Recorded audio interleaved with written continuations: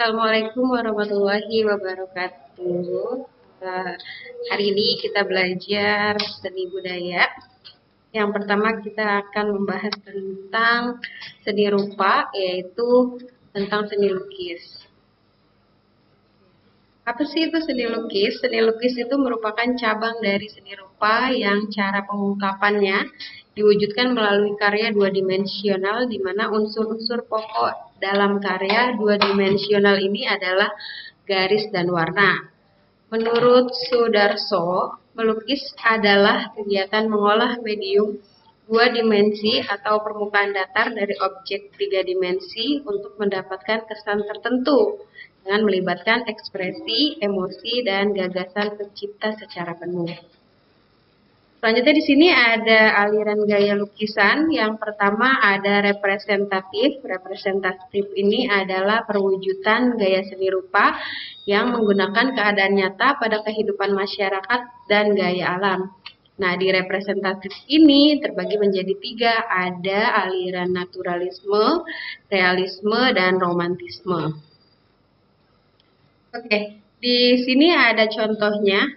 Ada gambar yang pertama, 1.1 ini adalah lukisan gaya naturalisme, koleksi dari karya Indra Rukmana. Di aliran naturalisme ini ada pelukis yang beraliran naturalisme, yaitu Basuki Abdullah, terus Abdullah Sugroto, Mas Priyadi, dan Wakidi, dan lainnya. Selanjutnya ada di gambar 1.2, di sini ada lukisan, contoh lukisan realisme, lukisan dari karya Heri.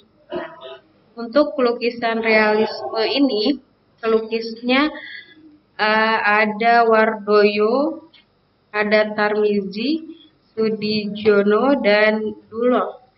Dan terakhir ada lukisan 1.3 dengan lukisan penangkapan di Ponorogo, karya Raden Saleh.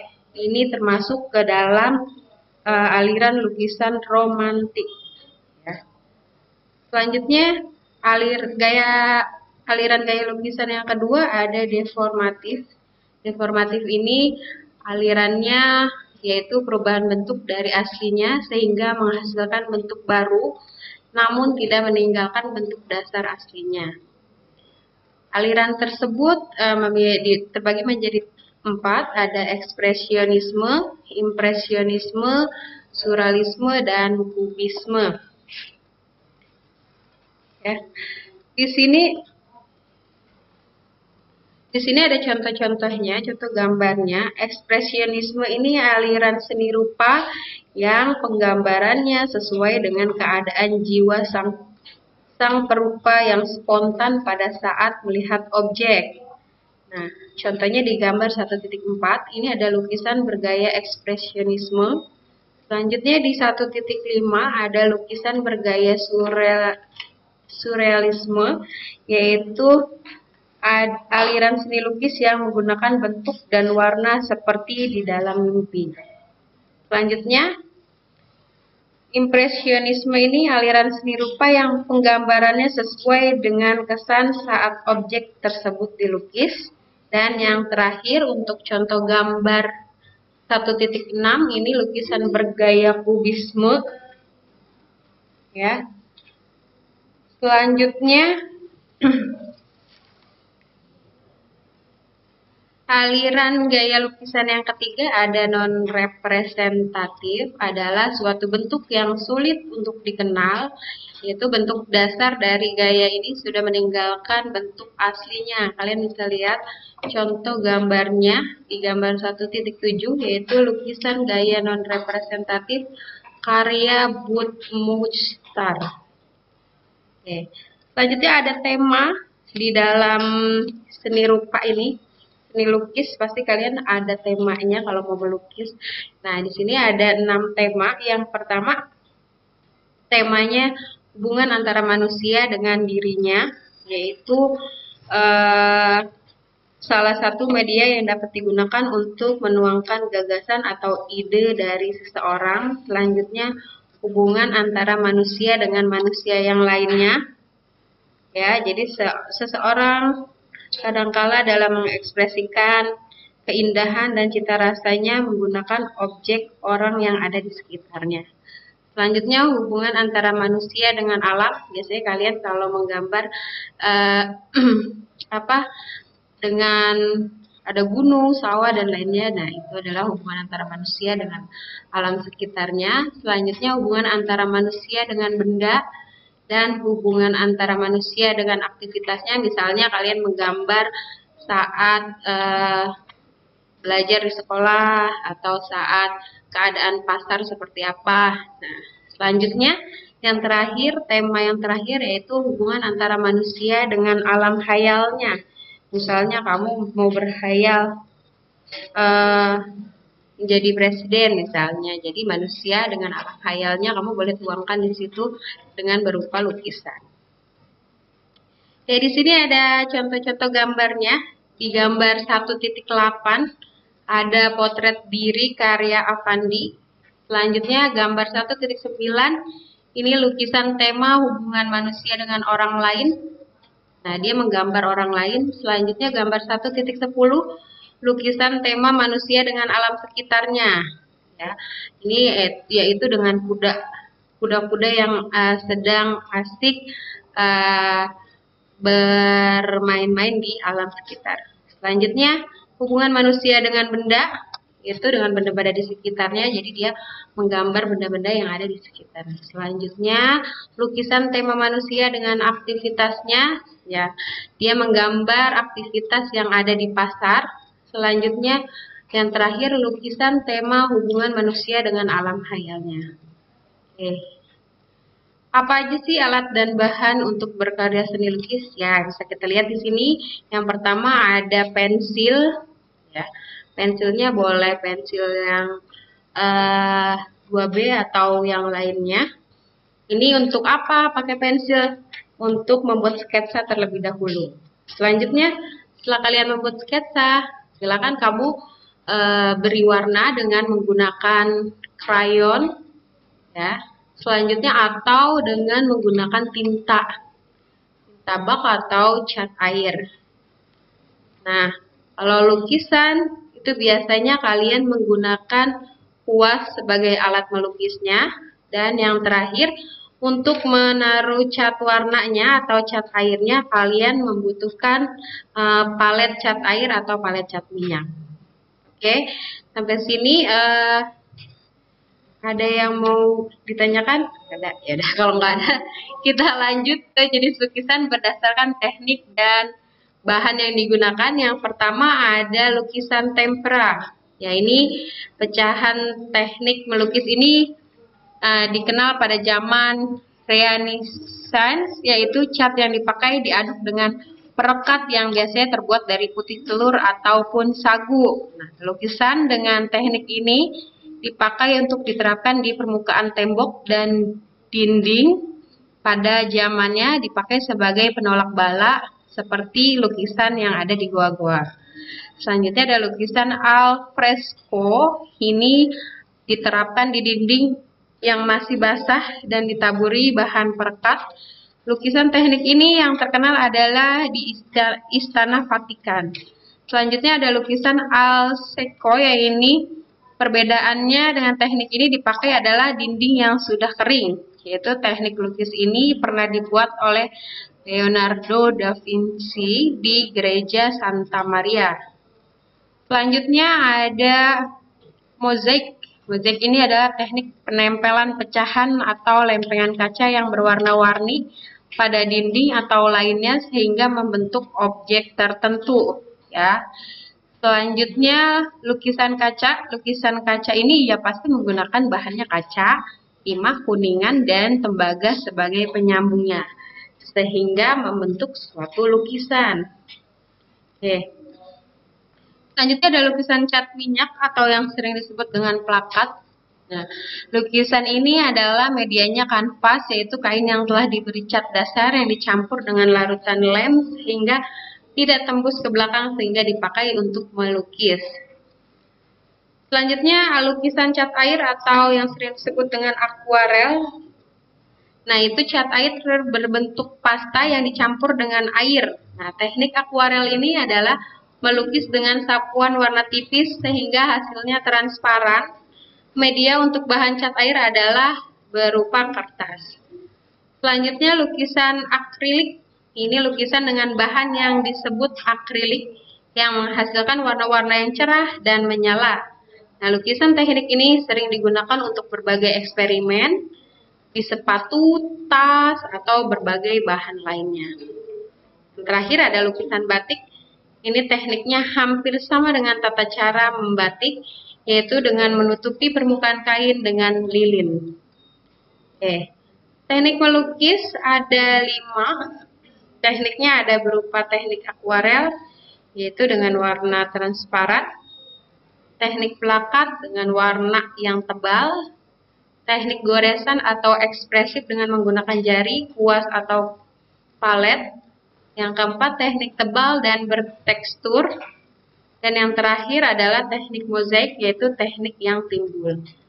Oke, slide-nya sudah selesai. Semoga kalian bisa memahami tentang teknik tentang seni lukis ini. Setelah ini kalian silakan mengerjakan soal yang nanti saya berikan kode dan linknya di aplikasi Quizizz. Oke, terima kasih. Assalamualaikum warahmatullahi wabarakatuh. Assalamualaikum warahmatullahi wabarakatuh. Perkenalkan, nama saya Tristia Juwita. Kalian boleh panggil saya dengan Mutia. Ya, saya wali kelas 71.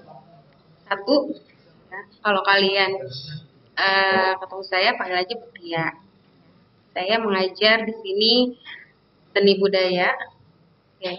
Di semester 1 ini kita akan mempelajari 4 seni, yaitu ada seni rupa, seni musik, seni tari, dan seni teater. Nah, untuk bab pertama kita akan membahas tentang bab seni rupa. Oke, di bab seni rupa ini kita lihat kita akan membahas tentang menggambar. Oke, kalau kalian di SD pernah atau sering banget menggambar, di SMP ternyata masih ada loh. Nah, kamu biasanya menggambar terus-terusan tetapi nggak tahu artinya apa sih menggambar. Gambar itu apa sih artinya?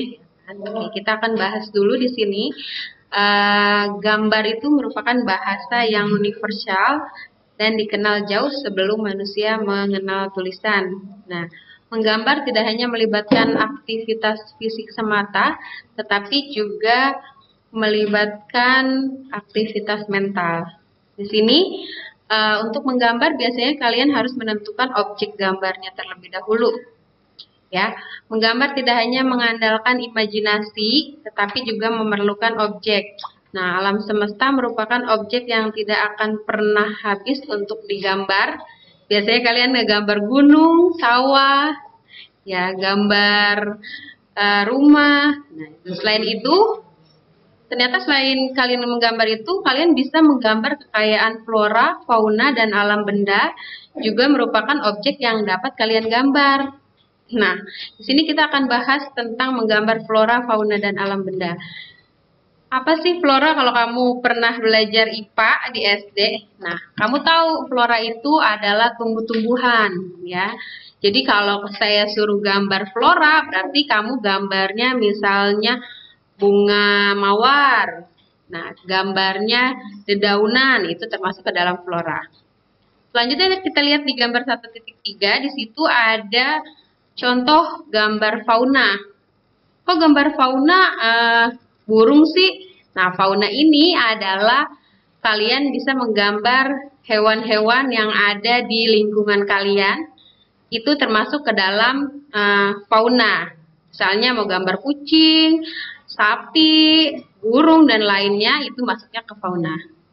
Dan yang terakhir ada alam benda. Nah, di sini kalian bisa lihat di 1.4, di situ adalah ada gambar alam benda, misalnya seperti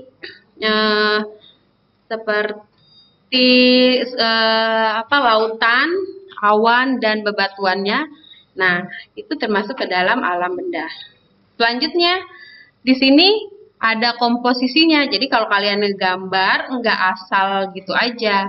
Nah, di sini komposisi terbagi menjadi dua, ada komposisi simetris dan asimetris. Di sini komposisi simetris yaitu menunjukkan bahwa objek di bagian kanan dan bagian kirinya ini harus mirip, ya, jadi seimbang. Selanjutnya ada komposisi asimetris. Di sini menunjukkan objek di bagian kanan tidak mirip dengan objek di bagian kiri, sehingga tetapi kok dia tetap terkesan seimbang. Contohnya kalian bisa lihat di sini ada gambar 1.5, itu gambar botol, itu termasuk ke dalam komposisi simetris. Dan di gambar 1.6 ada komposisi asimetris, yaitu berupa gelas, cangkir, dan piringnya. Ya.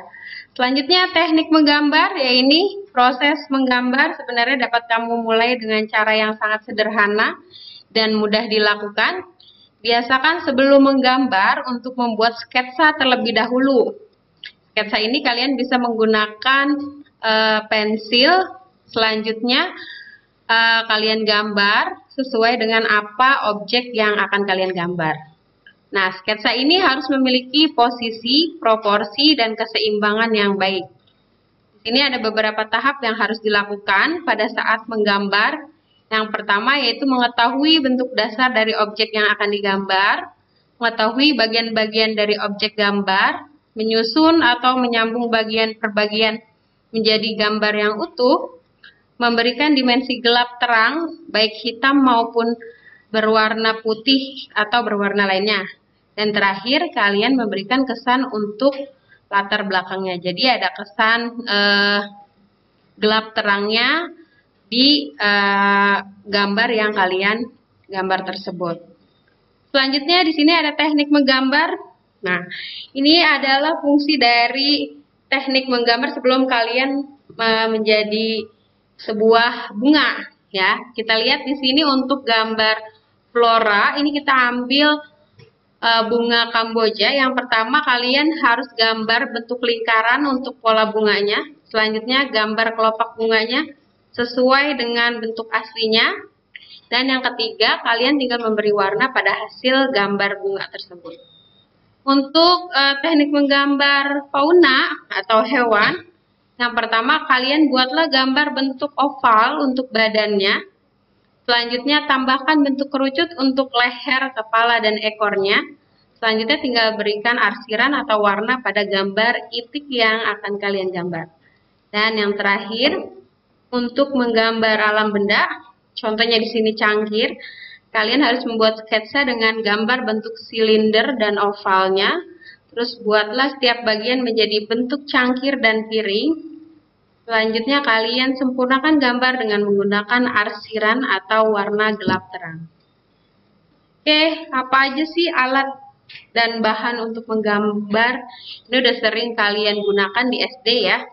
Yang pertama itu ada pensil untuk membuat sketsa terlebih dahulu sebelum menjadi sebuah gambar. Selanjutnya kalian menggunakan pensil warna ataupun krayon boleh ya untuk memberikan warna pada gambar yang telah kalian gambar. Selanjutnya, pulpen. Pulpen untuk apa? Untuk memberikan kesan lebih tebal pada bagian tertentu di dalam gambar kalian. Tentunya kalian menggambarnya di mana? Ya, di kertas gambar. Oke. Sampai sini semoga kalian mengerti dan paham apa yang saya jelaskan. Setelah ini silakan kalian mengerjakan beberapa pertanyaan yang akan saya share linknya di quizzes ya. Silakan nanti kamu kerjakan, semoga hasilnya sesuai dengan harapan. Oke, terima kasih. Assalamualaikum warahmatullahi wabarakatuh.